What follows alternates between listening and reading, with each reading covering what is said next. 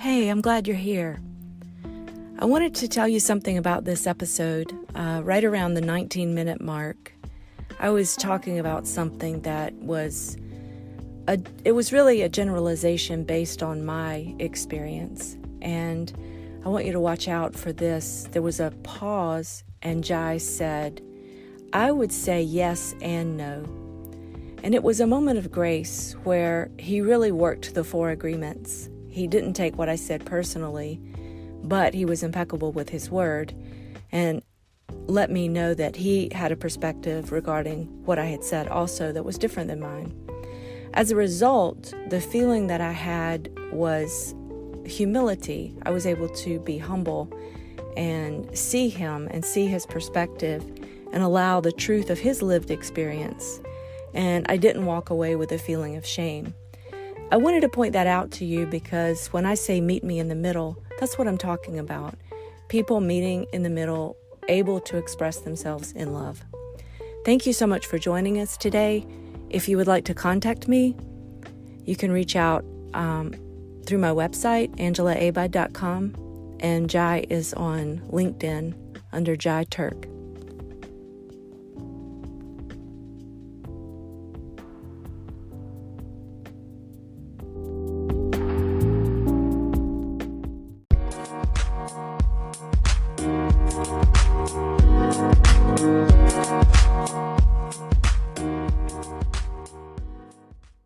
Hello, everyone.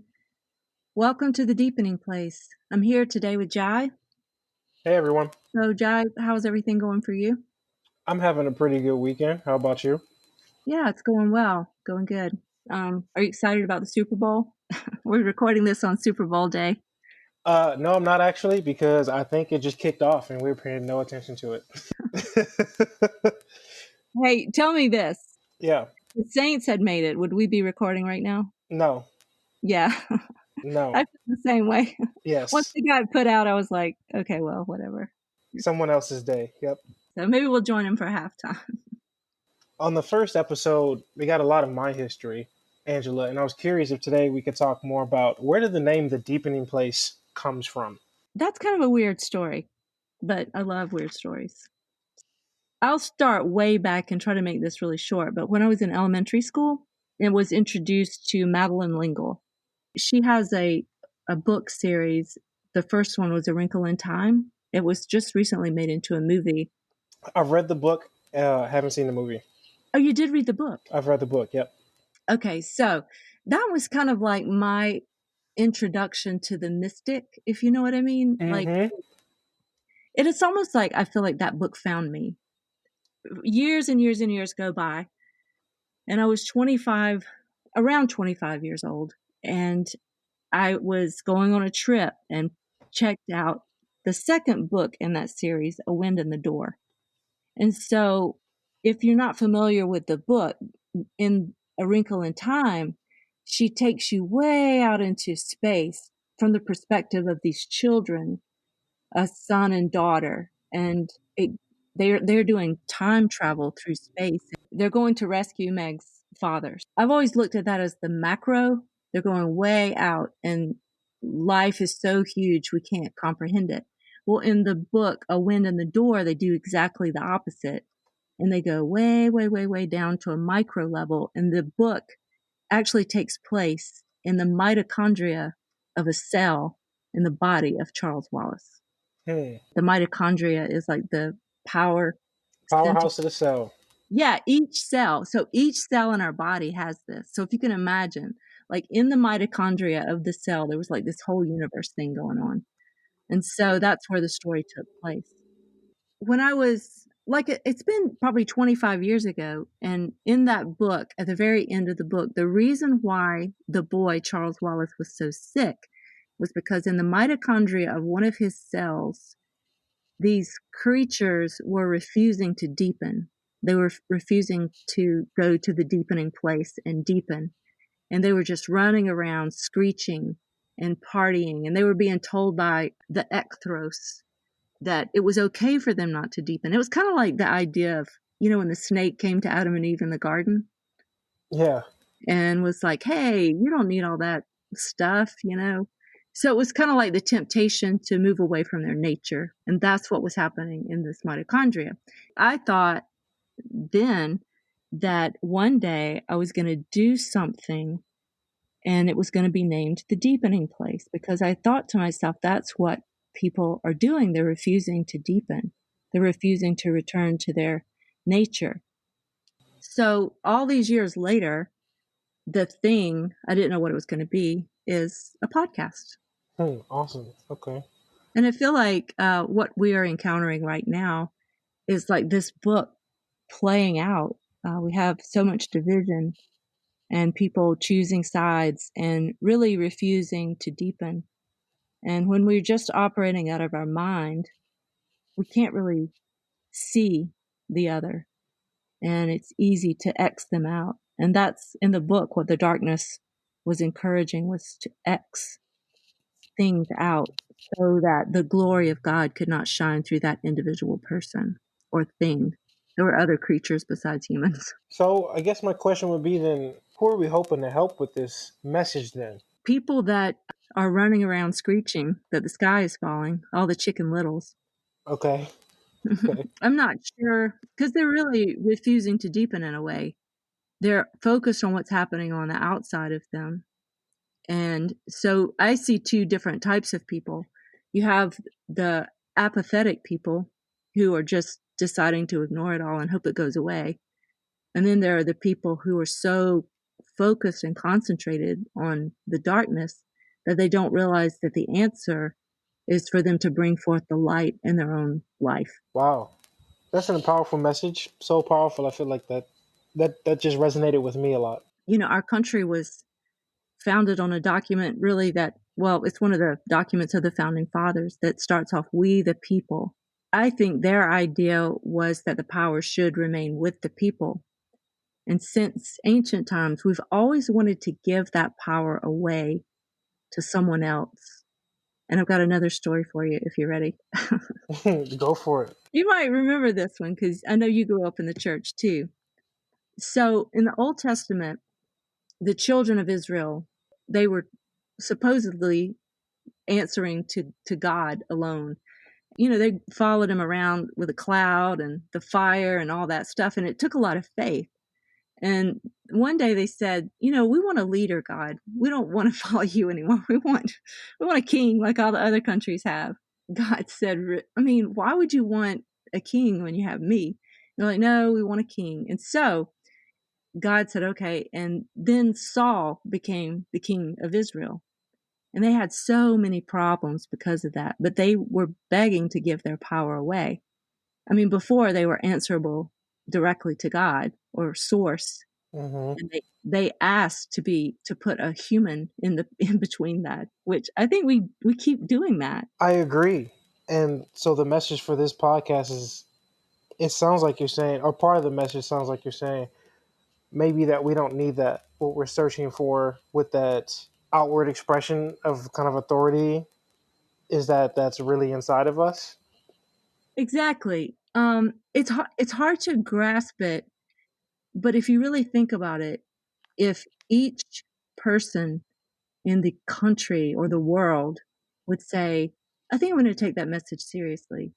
I think I'm going to turn inwardly and see if I can work on my own healing so that I can be a source of light and love. And then we all join together. It wouldn't really matter so much about the policies would have to change because we would all be following the light, basically. Like everybody's focused on who the individual leader is. They're either strongly, in our country, for example, strongly Republican, strongly Democrat. What I think people that are following their light, they're not going to necessarily be Democrat or Republican. They're going to focus on being love. So when it comes down to an election, say, you're going to look and see which side is a better representation of love instead of who did I decide to pledge my allegiance to? And you're going to vote for those policies. I don't know about you, but I was raised very conservatively. I came from the South. And there have been times where I have seen the shift move to the left and times where the shift has moved to the right. And I really think that's a beautiful thing about the way we've set up our government.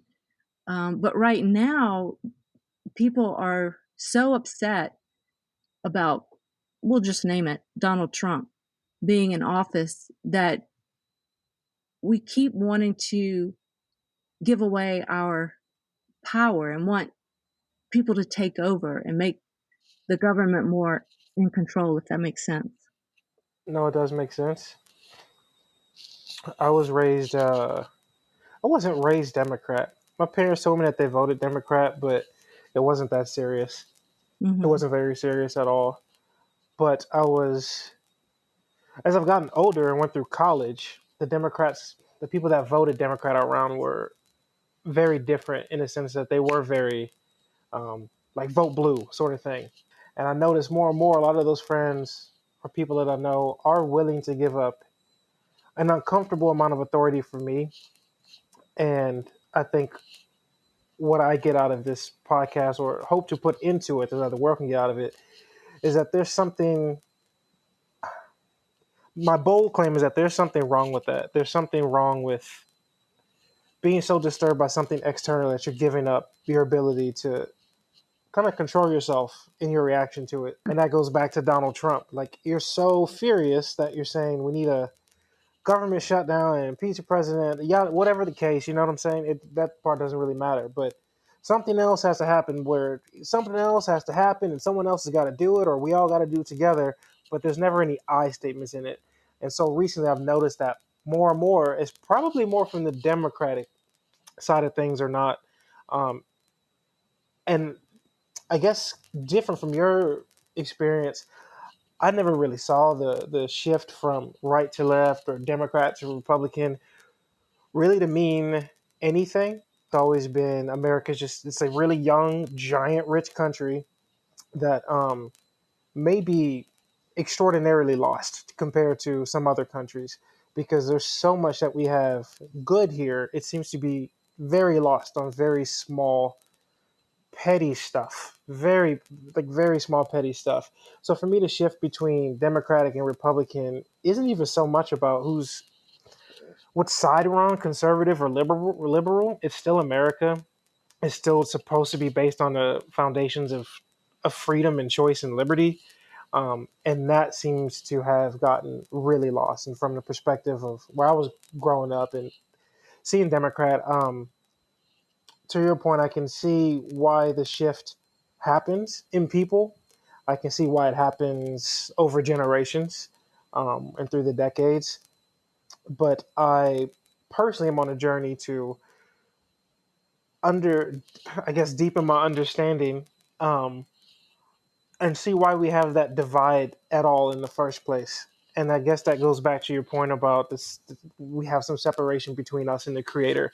And I'm just trying to explore that a lot more. And I think as I explore that, I'd hope some other people join in that conversation. It's nice to know you're not alone. So I'll put my voice out there as someone who's very confused about even the very next election. You know, at this point where I'm in my spiritual journey, I really don't even care who's president. Quite frankly, I'm a peaceful person. I don't really need one. Once you get to a certain point, I think in spirituality, like you have gone to the deepening place. The external just doesn't matter as much anymore and it's not as important. And you're working on you and your light and your deepening and be doing good in the world and what you can do. But I do think we are in such a moment of crisis that it's like an all hands on deck situation. We need people to start paying attention and start Mm, trying to help some of the ones that are on the fringes. We have the far right and we have the far left, and then we have the moderates on both sides. And then we have sort of the cultural Republicans, cultural Democrats. They know they are, but they don't really know why. They don't really know a lot about policy. And then I think in the middle, you have the desert that we speak of so often. And it's just this place of disillusionment. Like some people are like, I can't be for that anymore, but they don't know where else to go because they can't be the other side either. And those are the people I feel like we can start there with those people and then maybe in turn spread the light outward to both sides. I feel like right now what we're doing is both sides are becoming more and more radicalized and set against each other and sort of demonizing one or the other. Yeah, that's a great way to put it. And I know more people entering that. Not that they're in the middle, like you said. That's a really good way to put it. But they're on their side, so to speak. They see the other side. They're like, all right, my view may not be 100%, but yours also isn't 100%. So where do I go? And I think that's the what's the phrase people use here a lot? Vote for the lesser of two evils. I think that's how that currently exists. And then we just come to some false consensus on whatever the frick that means. Remember when Edwin Edwards and was running against David Duke in Louisiana? Do you remember that? Yes, yes, I do. The bumper sticker, Edwin Edwards was a notorious crook that nobody thought would ever be reelected. But the bumper sticker at that time was vote for the crook. It's important. Whew. Oh man, Louisiana. I still attest. Louisiana is a case study to what everything that maybe can go wrong in America on so many levels might have happened in Louisiana. It really feels like it's a few decades ahead of the country in terms of all the turmoil. That's a Yeah. great example. You said, I think it's a little worse on the left right now. And I would have to agree with that. And it has to do with the demonization. It started with President Trump, and it is spreading toward not just him, but the followers. And it's to the point now where if someone has a flag in their front yard or is proud to be an American, it's really frowned upon. And I think this is so dangerous to our unity as a country because we always had that. Regardless of what side you were on, we had that unity of being Americans. I would say yes and no to that one. Take like my grandpa for example. He's a World War II vet, or he was a World War II vet. He passed last year. World War II vet. He owns a home. Some pretty, I guess you could say, classic American stuff he's done. You know, he's pretty American. Drank Budweiser to the day he died. Towards his end last summer, it had been what, towards I don't know, the middle of Trump's term or whenever it was. But I remember me and my sister talking about him, my grandfather, watching the election between Hillary and Donald Trump and having his perspective on that. And he really came out with a lot of stuff about never really feeling like part of America. He was just happy to be able to take part in some of the practices. And I think he speaks for, it really wasn't just himself. The women on that side of the family are a lot more quiet, like a lot more traditional Southern.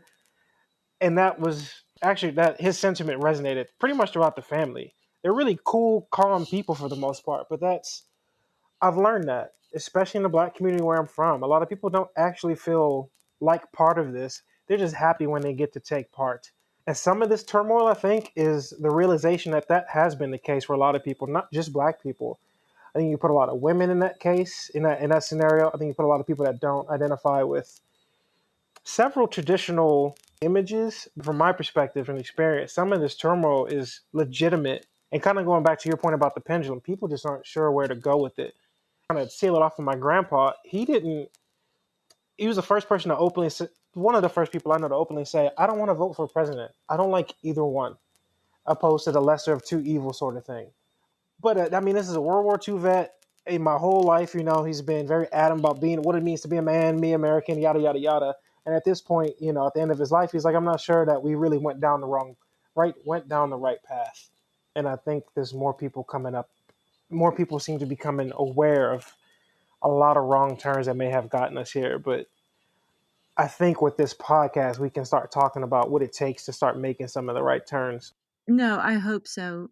One thing that your point brings up is racism in America and how a couple of things, it's just hurled all the time now. And I think it lessens its impact of something that's very serious. And I would really love to dig into that in future episodes about how that has really affected us as a nation, and maybe how we can deal with that in a constructive way that can bring healing to people. I agree with you, and it would be an entire different episode. But I agree, racism is thrown around to a dangerous point nowadays. Yeah, it just kind of lessens. People don't even pay attention to it anymore. No, not really. To really honor that issue, it has to be its own separate, maybe 2 or 3 episodes. But I agree. the other day I was going through some papers and I found this sticky note I had scrawled a quote on. It just brings to mind another reason for this podcast, and it's a quote by Thomas Paine. It says, "Who dares not offend cannot be honest." Mm. One of the reasons that I wanted to create this space is because we are making it impossible for people to be honest and tell their truth. Everyone's so offendable nowadays, and it's hard to stay within the bounds of political correctness. I just thought it would be great to have a place where people from different perspectives, different backgrounds, different thoughts can come together, and maybe we can model having conscious conversations on different topics, and we can say, "Oh, I don't agree with that, and this is my perspective," and not lose our minds over it. I laugh because yes, and I'm ready for that messiness. It's a pretty messy place, but at the same time, maybe that's a fear and a projection I'm making that isn't really fair on the world because you and I have those conversations, and I know you have them in different circles, and I do as well. And rarely does it turn into anything but really a positive outcome. Particularly how you said, speak from your perspective, or at least from your experience. I think that's the powerful thing about this podcast because the other word that's getting thrown around too much and is really misunderstood is opinion. Your opinion can be wrong, but your perspective and your experience can't be wrong. That's the main part of discourse. I think we can really change with this. We don't really talk about our opinions ever. I don't really know your opinions on much, but I do know your experience. I do know your perspective, and that's worth honoring and listening to. That's a good way to put it. We don't talk that much about opinion. I hadn't thought about that before. Another thing that people throw around a lot to invalidate someone's perspective or experience is feelings. How so? What do you mean? That hurts my feelings, or I'm offended. I'm offended that you would say something like that. I think that's another thing, that we can actually hold the space for someone's perspective without taking it personally. Just to let it be what it is. That's their perspective. That's their experience. It doesn't have to do with me personally. Yes, I do have experience with that in my relationship very recently, honestly. It doesn't really matter what happened, but the point is, one of us expressed a feeling about something. We came to a long discussion about what it means to just acknowledge a feeling, or sometimes saying not acknowledging a feeling, just kind of like you have that and that's yours, and how it's not really either person's responsibility to do something with it. It's really whoever the owner is. And I'm just giving that example because it's in the last few weeks I've had a discussion about what that means when you share feelings, acknowledging feelings, and dismissing them. It is a new conversation for me. I think it gets kind of tricky because, especially in a relationship, you don't need to offer an opinion about it. It's just really powerful to witness. If your partner said, "I felt this way about what you just said," okay, thank you for sharing. Well, that doesn't mean I need to mount a defensive response against that. It just is what it is. That was her feeling or his feeling about it, you know? Mm-hmm.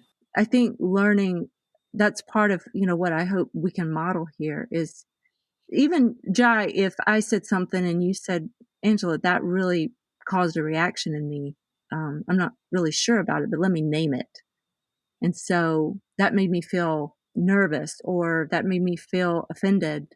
Then we can just talk about that feeling, and what did that mean? And maybe why was that activated in you at those words? That's kind of what I hope that we can get into, especially with our guests. If we do, like you say, let it get messy sometimes, just allowing people to have their perspective, and working through it in a respectful way. I have trouble getting the message across about a certain part. I think a certain level of understanding it takes for feelings. For me, they're only so as important as to understand the emotion behind them. So, for example, I feel very happy when I'm playing with the dog. Um, that's a feeling, and I'm happy, and it's a good, healthy, happy to explore. And I can leave that there. Or comparing it to, I feel angry when Donald Trump's talking on TV. My feelings don't really, it's not important that, it's not important for me to keep voicing that I'm angry. I just need to find that anger and kind of explore that. And I don't have a great way of discussing that. And maybe that's something that is definitely something else I'm looking to grow from in this podcast. And I hope if we have any listeners that have spent a lot of time with that, I'd love to hear more and discuss more. How do we cross that bridge with people that feelings really just are a bridge to really understand what's underneath you. One of the first things I tell my clients, because people usually come to me when they cannot manage their mind and emotions and they're really anxious or really depressed. So one of the first things I try to work with them on is you have to learn to get quiet and start to observe your mind and emotions. And I think that what you're describing is you have that ability to stop when you notice the inflammation or activation happen, and then you observe it and you think about what could that mean? Why did I get offended with that? And that little buffer zone between your thought or feeling and when you actually speak or act makes all the difference in the world. And so for sure, we can kind of go deeper into that and maybe how to, but I think what you described is you're already doing that. You're already stopping and providing yourself a little buffer zone before you act or speak, which is awesome. Okay, thanks.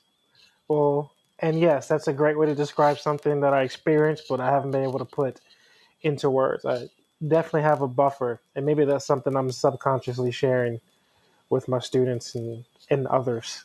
But thank you Yeah, for giving me words to put to it. yeah, for sure.